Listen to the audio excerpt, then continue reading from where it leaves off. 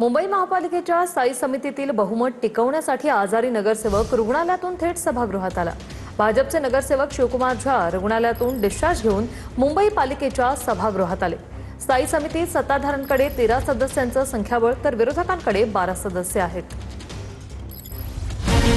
मुंबई महापालिकेच्या स्थायी समितीतील बहुमत टिकवण्यासाठी सत्ताधारी पक्षाला आजारी नगरसेवकाला थेट रुग्णालयातनं बैठकीत आणण्याची वेळ आल्याची घटना समोर आली आहे।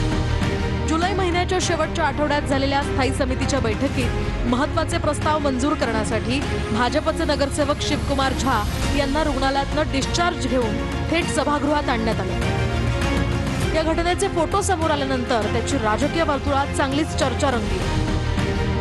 स्थायी समितीमध्ये सत्ताधारी पक्षाकडे 13 सदस्यांचं संख्याबळ असून विरोधकांकडे 12 सदस्य आहेत। मात्र बैठकीच्या दिवशी सत्ताधारी पक्षातील 3 सदस्य अनुपस्थित होते। शिंदेच्या शिवसेनेच्या यामिनी जाधव यांच्यावर रुग्णालयात उपचार सुरू होते। भाजपच्या राखी जाधव या रजेवर होत्या, तर भाजपचे नगरसेवक शिवकुमार झा हेही रुग्णालयात दाखल होते। त्यामुळे महत्त्वाच्या प्रस्तावांवरील मतदानासाठी सभागृहात संख्याबळ कायम ठेवणं आवश्यक होतं। त्यामुळे नगरसेवक शिवकुमार झा यांना रुग्णालयातनं डिस्चार्ज घेऊन बैठकीसाठी बोलावण्यात आलं। प्रकृती अस्वस्थ असूनही ते अंगावर भागलपुरी शाल आणि कानांवर रुमाल बांधून बैठकीला उपस्थित राहिले।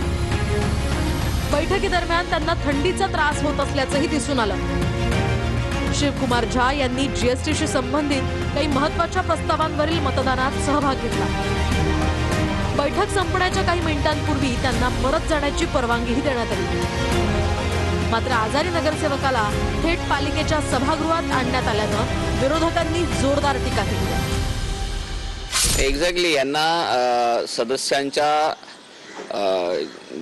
काय शारीरिक किंवा ओरल जीवाशी पेक्षा ह्यांना यांचे प्रस्ताव महत्त्वाचे आहेत।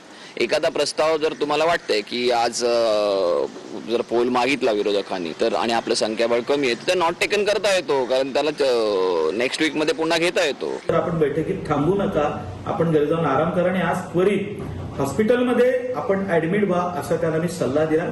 त्यामुळे शिवकुमार झा यांना जाणून बुजून बोलवलं किंवा या ज्या बातम्या आहेत या निराधार आहेत। शिवकुमार झा आज सुद्धा बैठकीला आले होते व मी त्यांना तातडीने घरी पाठवलं, कारण मला त्या दिवसानंतर त्यांच्या प्रकृतीत थोडासा बदल जाणवतोय।